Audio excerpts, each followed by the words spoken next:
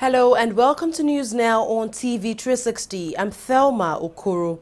South African police have used rubber bullets and tear gas as well as water cannon to disperse anti-immigrant protesters in the capital of Pretoria.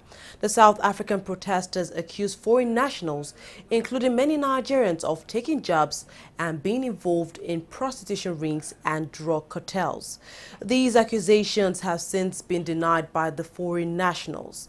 Meanwhile, the federal government has said no Nigerian died during the recent xenophobic attacks in South Africa. This is contrary to reports stating that Nigerians were killed during an attack on 5th of February in a suburb of Johannesburg. The latest incidents, which occurred on the 5th of February 2017 in Rustenburg, a suburb of Johannesburg, and again on the 18th of February 2017 in Pretoria West, involved the attack on not only Nigerians but also other nationalities.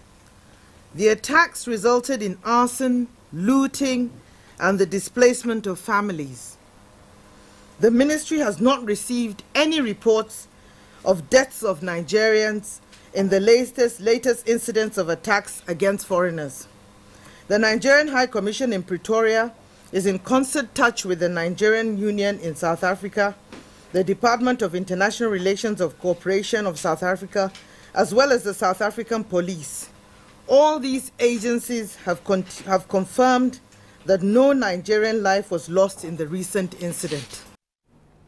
Protesters in Nigeria have vandalized the head office of South African telecom giant MTN in Abuja.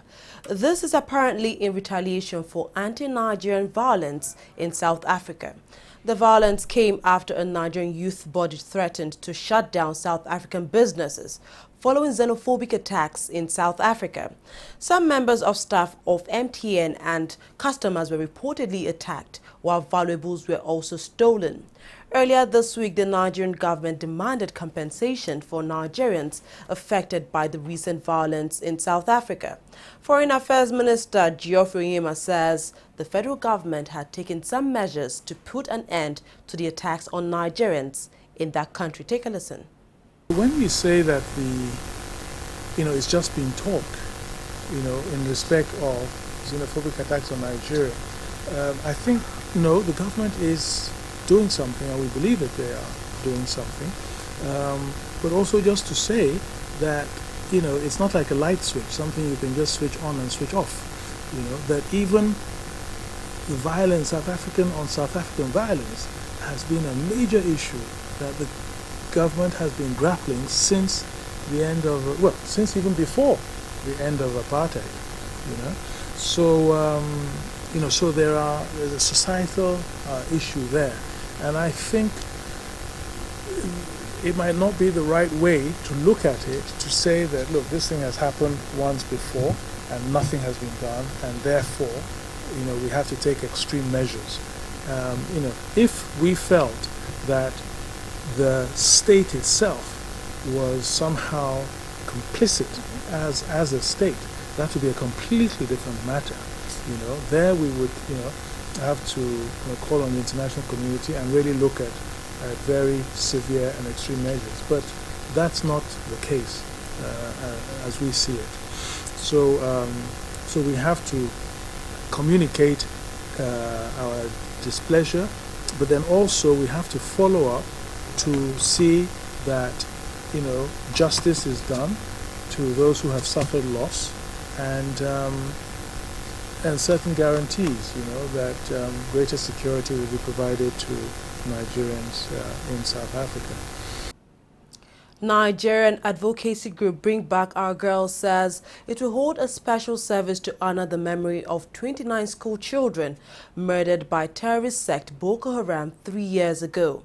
This Saturday, February 25th, will make it 3 years since the terrorists attacked the federal government college in Buniyadi in Yobe State and killed over 59 school children. The BBOG in a statement says it will also use the platform to address issues affecting education in Nigeria. The service will hold in Lagos and Abuja and will end with a candlelight procession before 7 p.m. The United States has assured of continued support to Nigerians on security matters. Both countries have collaborated to battle security matters affecting the country. Commander of the United States African Command says the U.S. will continue to offer Nigeria advice and assistance as long as progress is being made in the area of security. Today, there's been progress made against Boko Haram in the last year or so, and I think the countries should take credit for that. Nigeria should take credit for that. The Lake Chad Basin region countries should take care of that. Meanwhile, we continue to provide advice and assistance to those whom we train. So I think that as long as progress continues in a direction of a positive trend, where elimination of Boko Haram appears to be what's actually happening on the battlefield, we'll continue to participate. And whether or not our commitment, we have a strong commitment, and how we adjust to that in terms of resources or effort that we put out to it, I think to a large degree depends on what happens on the ground. Our overall strategy has been and continues to be that the Lake Chad Basin region countries take care of this on their own, take care of this themselves with our assistance. And right now, there's been some positive trends in the last year. We've always had a very, very good and a very, very cooperative relationship with the country of Nigeria. I think as you transition administrations, regardless of who in our country is the president, it's an opportunity to continue down the path of strong ties and strong trust. And so I think it's important that when the president calls President Buhari here early on in his tenure, it shows a sign that we have interest, that we have a relationship, and we want to continue that.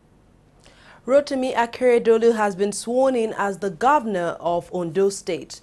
He replaces Olusegun Mimiko, whose tenure expired just recently. Akeredolu is a former president of the Nigerian Bar Association. He was elected on the platform of the All Progressives Congress at the just concluded election. He becomes the 6th elected governor of Ondo State.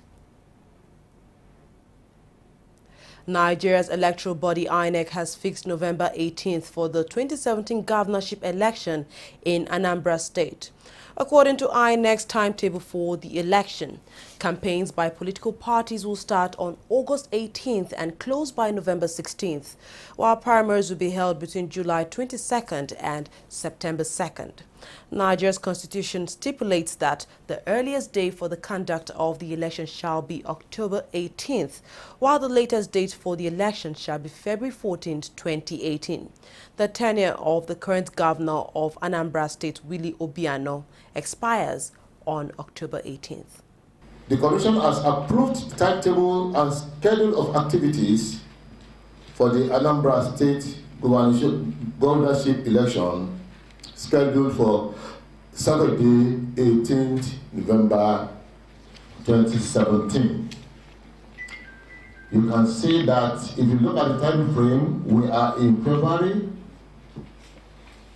We are given about 8 months notice for the conduct of this election. We have 8 months.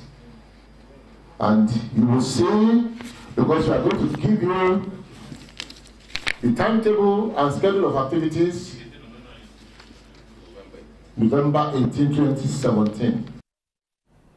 Meanwhile, INEC says it would prosecute 25 workers of the Commission for crimes committed during the Rivers State rerun election last year. A police panel set up to probe the election indicted 25 officials for collecting 111 million naira during the rerun elections, which was later recovered by the body. The rerun election to elect state and federal lawmakers for Rivers State was marred by violence, including the death of at least 2 police officers. The panel also accused the current governor of Rivers State, Nyesom Wike, of bribing INEC officials. The Commission received the report of the Joint Police/DSS Investigation Panel on the Rivers State rerun elections of 10th December 2016. From the report, the police have concluded their investigations, and 25 of the Commission's staff who were indicted will be prosecuted. Moving on to more stories now, there are expectations that the 2017 budget would be passed soon based on the relationship between top government officials in the executive and legislative arms in the country. A meeting was held on Thursday night between the leadership of the two arms of government at Aso Rock in Abuja.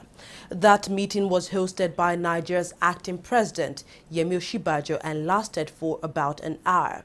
Among those in attendance are members of the president's economic management team and members of the leadership of both the Senate and House of Representatives, including Senate President Bukola Saraki and House Speaker Yakubu Dogara.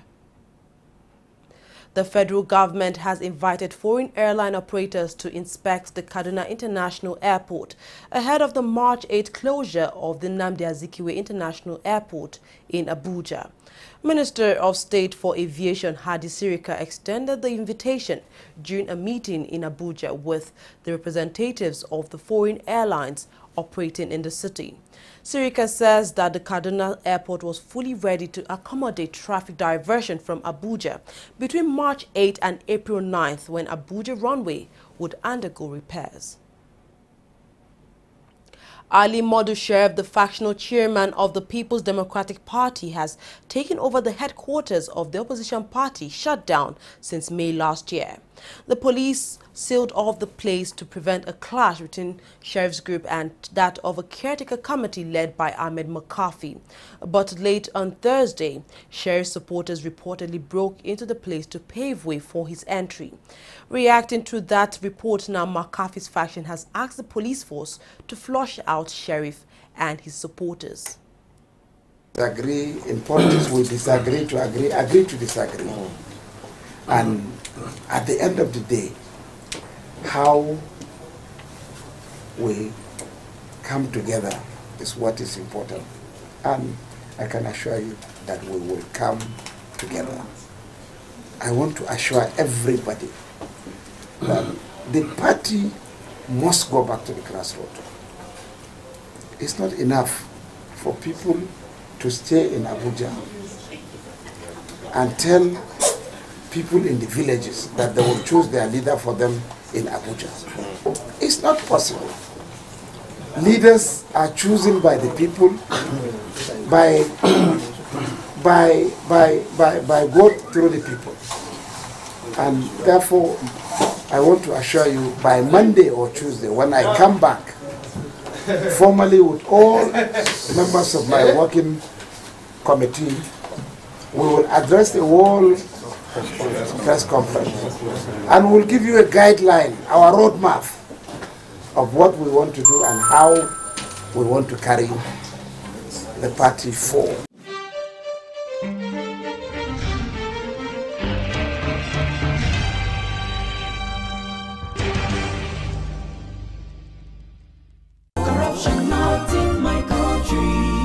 Mr. John!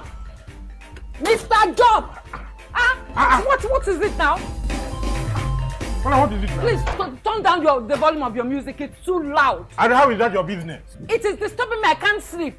And the same way you are disturbing my right to good music and where I enjoy it. Eh? What's wrong with you? Is any other person complaining? Maybe we thought that you have lost your mind. Are you having a party? I'm just respecting you, sir. You remember I paid my husband too. You will not understand why we are complaining because you do not care about other people except yourself. Look, the transformation we need in this country begins in this compound. Yes, now. From you and I. This, your selfishness is an offshoot of corruption. And corruption, not in my country. Oh, you know, go to your bank. Go. Corruption, not in my country.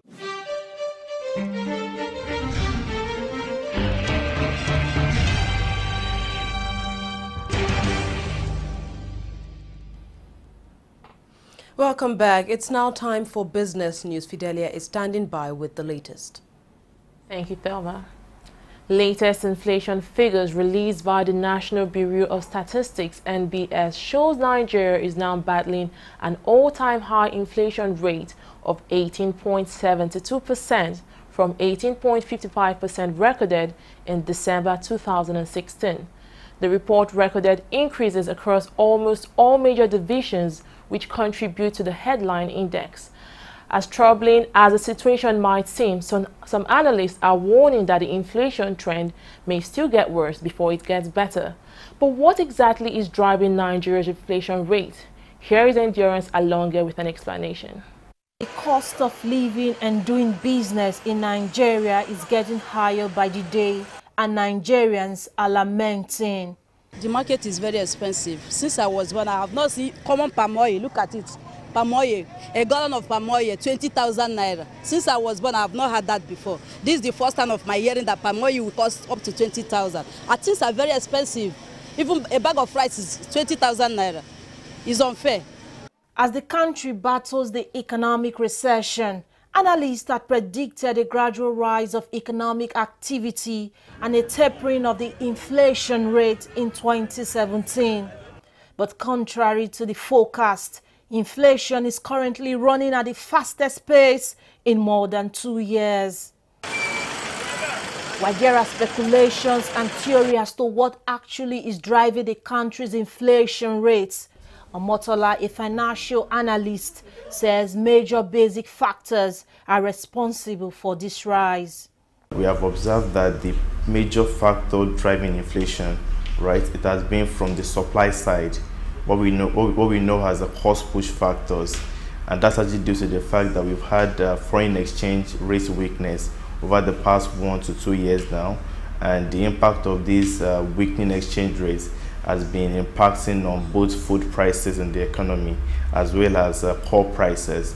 So for January particularly, the major driver for inflation was due to the upward trending food prices, as well as the increasing prices for downstream petroleum products. Omotola also says Nigerians will soon begin to smile again as we have gotten to the peak of inflation, and as such, we should be expecting a drop in inflation rate. In 2016, prices were growing at a much more faster pace on a month-on-month basis, because we had a number of pressures that affected prices last year. We had increase in electricity tariff by about 40% nationwide.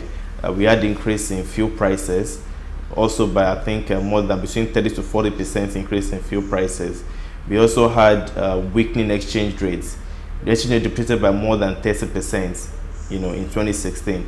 So all these factors contributed to the fast month-on-month growth in inflation rates in 2016. Now going to 2017, some of these pressures should subside. We shouldn't see another 40% increase in electricity tariff. We shouldn't see another, 30 to 40% increase in fuel prices. So if these pressures moderate, significantly in 2017, that should lead to a slower, pace of inflation for the year. As good and optimistic as he may sound, Dr. Adedokun, a lecturer of the University of Lagos, is of a contrary view. I don't agree with those who said the inflation rate is at the peak, because we cannot conclude that the inflation rate is actually at the peak at the moment, because it is still ongoing. Nobody knows what the price of dollar will be by tomorrow. At least we know what it is today. So, and that is why we talk about forecasting. We can simulate data, we can use forecasting method to talk about what can happen in the near future, but we don't have all the information to determine what can happen in the next 24 hours, even as economists. So, but the fact is that inflation rate is still rising, and it may still rise further than what we are experiencing. It all depends on what happens with other macroeconomic prices. As Nigeria continues to battle the two most contradictory combinations of all time, recession, a situation that requires the government to inject money into the society, and inflation, a situation that requires the withdrawal of cash from the economy, its citizens have been urged to be calm, as the present administration is doing its best to steer the country in the right direction. Endurance Salunge, TV360, Lagos. The Naira has gained against the dollar on the parallel markets. This is few days after the CBN announced a new forex policy. The Nigerian currency exchange at 460 to a dollar. Trading at the interbank window saw the Naira close at 305 against the dollars. The Nigerian government is yet to pay over 300 billion naira subsidy claims to major oil marketers for fuel imports between 2014 and 2015. This is according to Akin Akinfemiwa, Group Chief Executive Officer of Fort Oil Nigeria. Akinfemiwa made the disclosure when he appeared before the House of Representatives at a committee investigating debt owed to petroleum pipeline marketing companies by oil marketers. According to the oil chief, his company owes 5.9 billion naira to the marketers. He also added that Fort Oil was also being owed 13.8 billion naira in subsidy claims by the government. Oil prices rose on Thursday after U.S. government data showed a 7th straight build in crude stocks, suggesting high inventories could undermine OPEC's move to cut output. Brent crude oil rose 81 cents to $56.65 a barrel, while Urals crude traded up 75 cents at $54.33 a barrel. While prices extended gains by more than 2% soon after the inventory data was released, much of those advances have dispersed. That's all on business. Thelma will be back with more stories. Stay tuned.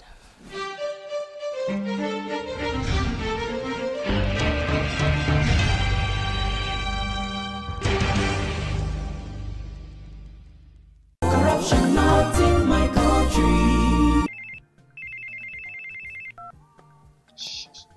Hello, Alhaji. Right now I'm in Abuja. No.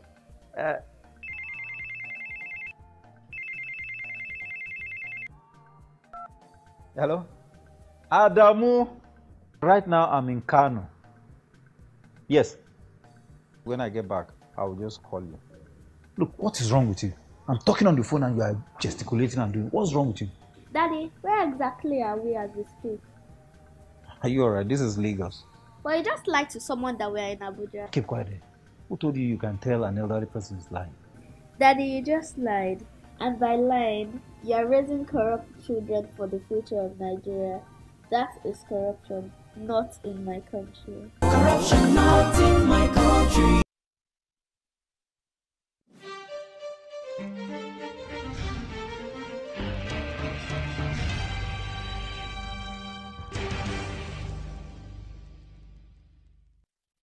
Welcome back. The bodies of 27 migrants have been recovered in western Libya.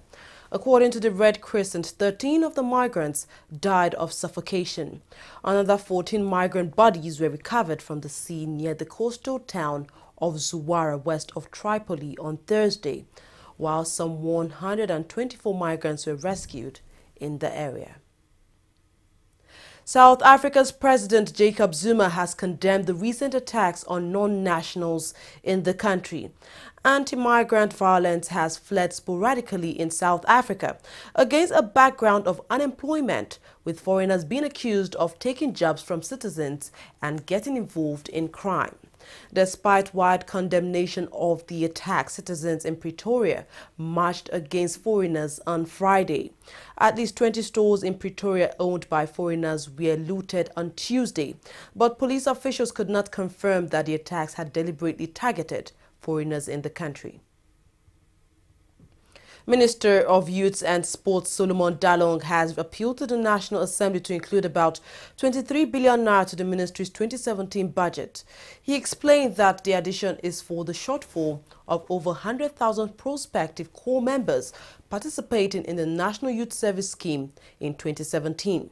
He revealed that some funds in 2016 were not appropriated, adding that it had a negative effect on the accomplishment of some major government programs geared towards youth development in the country. FIFA President Gianni Infantino says he is confident the 2022 World Cup will leave a lasting legacy in the Middle East region.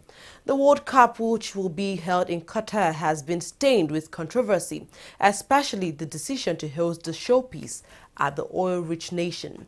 The timing of the tournament is also an issue, as football analysts have raised concerns about the humid temperature in the summer. Despite the problems, Infantino says the governing body is looking forward to the showpiece event. Leicester City sent shockwaves around the football world when it sacked its manager, Claudio Ranieri.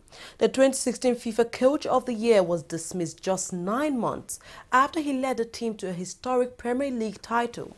In announcing Ranieri's departure, the club paid tribute to his achievements in the club, but said their shaky league position required action. That decision has been criticized by various football personalities such as Manchester United's coach Jose Mourinho, as well as former international Rio Ferdinand and Leicester City legend Gary Lineker and former Manchester City coach Roberto Mancini. The Foxes have already commenced looking for another coach, and Mancini is favourite to take over the job. That's all we have on News Now. Thank you very much for watching. I'm Thelma Okoro.